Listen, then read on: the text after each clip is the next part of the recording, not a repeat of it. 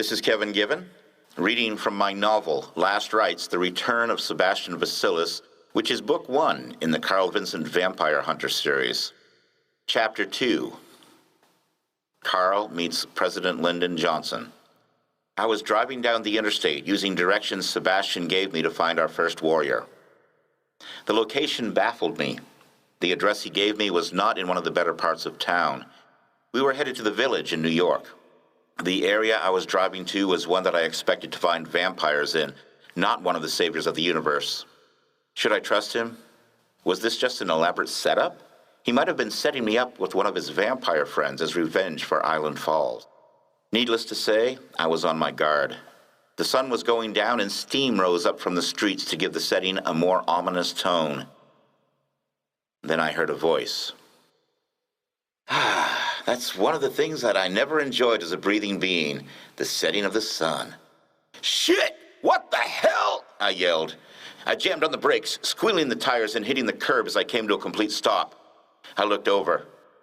Sebastian materialized in the passenger seat of my 1996 blue Toyota Corolla.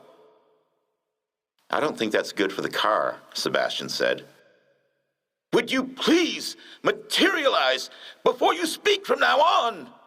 I said, then paused to catch my breath. You just scared the shit out of me.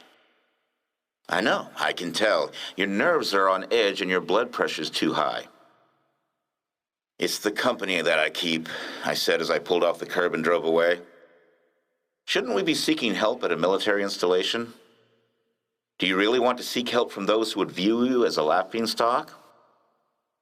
I don't want to seek help at all, I informed the bloodsucker. I just want to go home. The Setites have infiltrated your military with familiars. They run for political office, are involved in every aspect of American life. I didn't know what a familiar was. What kind of a vampire hunter doesn't know what a familiar is? But I didn't want to ask Sebastian, since I would have to put up with his smug attitude and condescending tone again. I would find out later, so I told him. Terrific. I thought vampires were a dangerous but rare species. Maybe one vampire to every 5,000 humans. Now I find out they're prominent in everyday life. Don't you thirst for adventure, Mr. Vincent? I get adventure coming out of my ass, I said. Incidentally, how are we supposed to fund this little trip? I don't have enough for a ticket to Cairo. That's where we're going, Mr. Vincent. Our first warrior is independently wealthy. He will help us fund this expedition. I came up to the address Sebastian gave me. It was a dive bar, the kind that looked like there were gunfights inside every night of the week, 2 on Saturdays. I double-checked the address on the piece of paper I wrote it on. It was the right one. This is where we're going to find one of the saviors of the universe? I asked. Never judge a book by its cover, Mr. Vincent. You should have learned that by now. Remember, you're the only one that can see or hear me, so don't talk to me. I pulled the vehicle off the road and into a parking spot. The bar reeked of urine and alcohol. The place was covered with graffiti. The sign over the building read, Mars Bar, dive in. A strange painting of a kangaroo with a jungle cat's head was on the wall. It stood out from the rest of the graffiti and seemed out of place. We headed towards the entrance. A wino was passed out in front of the bar window. He was relieving himself in his pants. On the wall next to the entrance, the graffiti read, After the Mars Bar, then what? In bold letters. A beer bottle crashed through the window, and I had to duck to avoid getting hit by it. The wino didn't seem to notice the shards of grass that came raining down upon him. Hey! A voice that I assumed was the bartender's yelled. Now I gotta clean that shit up. Sitting beside the front door was a huge Neanderthal who reminded me of Mickey Rourke in Sin City. He was chewing tobacco and reading a vampire hunter comic book. His BO blended in with the urine smell that the wino gave off. As I approached the entrance to the building, a man darted out and ran past me. He looked scared as hell. Another man ran out right behind him with a knife in his hand. I didn't know she was your girlfriend, the first man screamed. Yeah, well, you better find these things out before you sleep with someone, the man with the knife yelled as he continued chasing the first man down the road. I take it this isn't the place where everyone knows your name, I said to the doorman. No, This is the place where everyone knows your pain, the Neanderthal said, then smiled to reveal 2 missing front teeth. I looked at the tag that was stuck to his shirt. Max Schreck, I read out loud and looked him in the eye. He squinted at me as if he were challenging me to do something about the name. He motioned me through the front door with his thumb, then went back to reading his comic book. I walked inside, Sebastian floating behind me. "Why are you so nervous?" Sebastian asked. "Why? This place makes the Mos Eisley spaceport look like Cheers. I'm wondering if I'll make it out of here alive." "We have friends in low places here. Easy for you not to be afraid. You're already dead." I walked up to the bar and sat down. My hands were shaking as the bartender came up to me. I looked way up. He had a Ramones t-shirt covering his huge belly. The sleeves were cut off so he could show off his muscular build. I stared at the tattoos covering his body. Some were fresh, some were old. "What'll it be?" the bartender said with a deep growl as he took off his glasses and wiped them off with his t-shirt. "Whiskey and Coke." "Coming up." "JD, none of that cheap shit." "You shouldn't be drinking," Sebastian said. "What?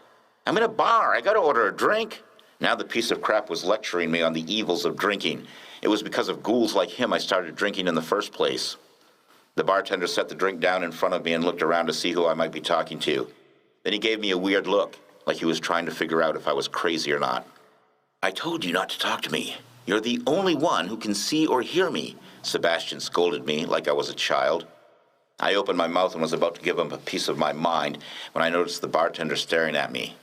I passed a $5 bill across to him, smiled, and lifted my glass like I was giving him a toast. I was about to take a drink when I noticed a huge bug of a variety that I'd never seen before crawling out of it. I set the glass down and excused myself to use the bathroom.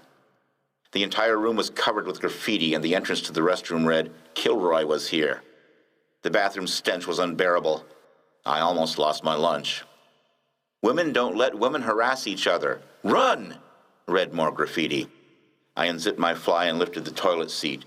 I noticed "Jesus Saves" written on the underside of the lid. I drained the main vein, then I saw, hanging off the rim, a used condom dripping onto the floor. Apparently a couple of the punks didn't want to get a room. I tried to move my foot out of the way to avoid some punk's mojo from dripping on it, but I was too late. "Shit!" I yelled as I grabbed a piece of toilet paper and wiped the goo off my shoe. The sink and toilet were completely covered with filth.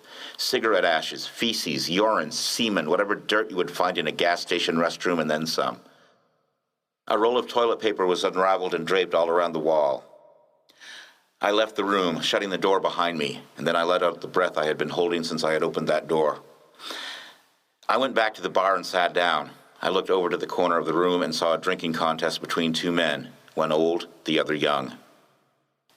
"Go over to that old man who's drinking that young hooligan under the table," Sebastian said. "An old man is going to help us take on Lilitu and Setite vampires." He had to be joking. "Shh! Again, judge not according to the appearance." Sebastian's tone was demeaning, but then it always was. "All right, I'll go over."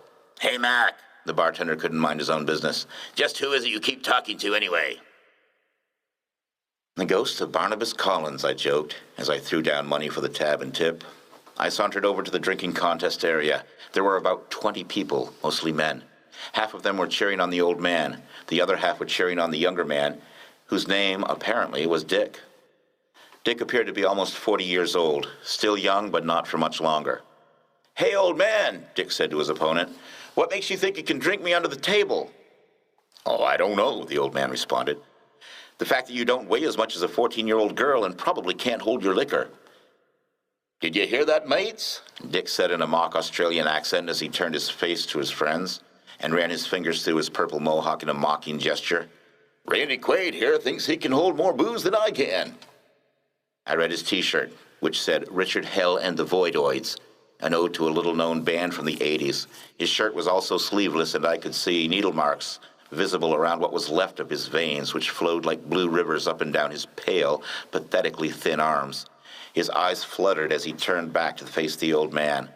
As he turned in his seat, I could see part of his genitalia sticking out of the tear in his crotch. I turned away and frowned. That's not something I wanted to see. He made Sid Vicious look like David Cassidy. I studied the old man, the one Sebastian wanted me to recruit for this mission. He looked so out of place in this punk rock hangout. His shoulder-length silver hair flowed straight down but curled upward before it hit his shoulders.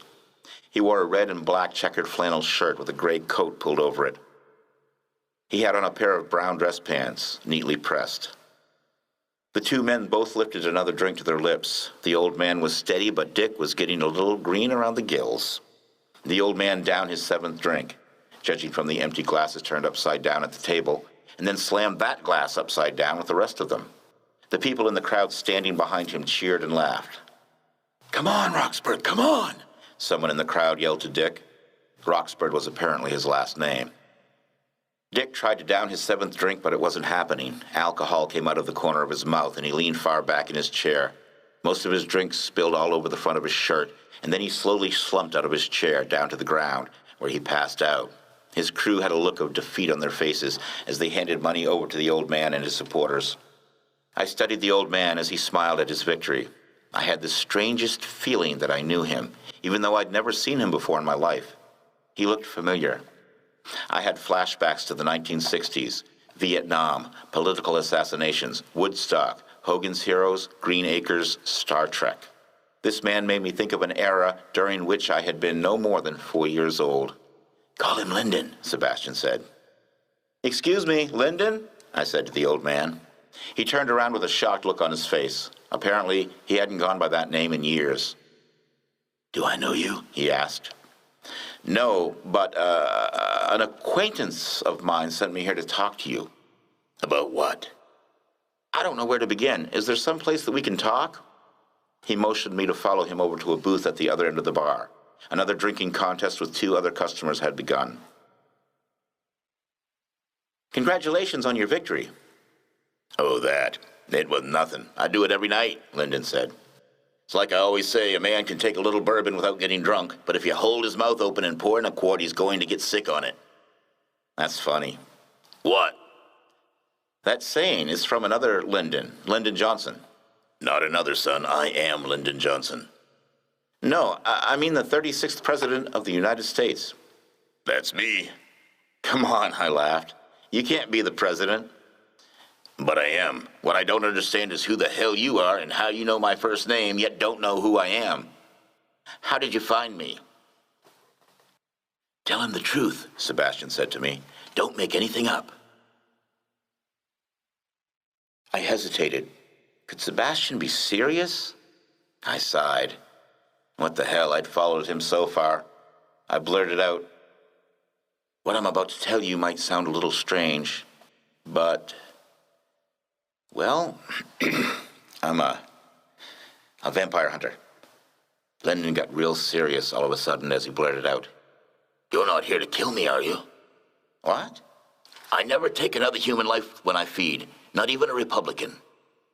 "No, sir. I didn't even know you had turned. I'm just as surprised as you are at your being here," I assured him. "Then what the hell is it you want, son?" he asked with a look of relief on his face.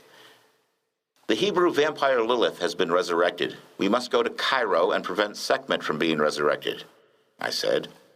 I couldn't believe how serious I sounded when those words came out of my mouth. "Lilith, huh? You know her?" "Only by reputation. She's been hibernating for about 1,000 years. "So you know that we have to prevent the Egyptian Sekhmet from being resurrected?" "We still have a few weeks before the ceremony." "What ceremony?" I asked. "March 12th, the day of Parmudit. The end of the world by Sekhmet," he said. "I knew that," I lied. I guess I should have known that, but I didn't really want to know much about them. The profession I found myself in was a living hell, and the less I knew about these creatures, the better. Just tell me how to destroy them, that's all I need to know.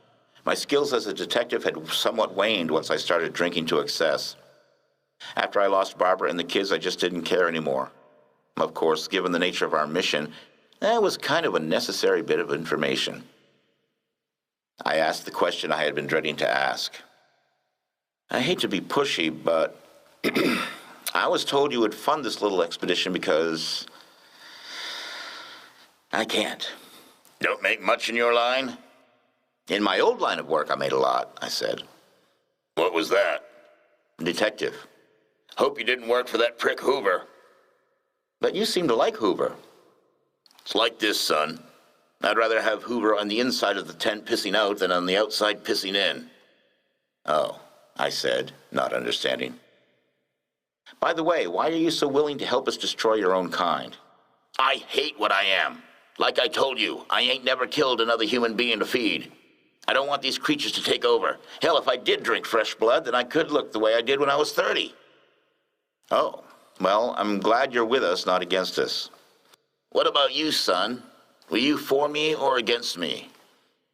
I stammered. Should I tell him the truth? Honesty is always the best policy. I'm a Republican. I like Reagan. But I guess that was after your time. Reagan? How did that effing bedtime for Bonzo actor get to become president? I couldn't believe that I actually watched his acceptance speech, Lyndon bellowed. Sorry, was all I could say. I didn't realize Lyndon had such a strong animosity towards number 40. It was probably because Reagan had been a Democrat at one time. He wrote something on a piece of paper. Here's my number, son. Call me when your Republican ass is ready, and we'll take on these bloodsuckers together. Thanks, I'll be in touch. Now finish that drink and get out of here before you find a size 11 Texas boot up your Republican ass. I gulped down my Jack Daniels and Coke, then hurried out the door. I probably shouldn't have drunk it, as I felt something funny buzzing around my throat. Sebastian floated out behind me. I was glad to be out of that shithole. It would be closed down for health violations within a few weeks.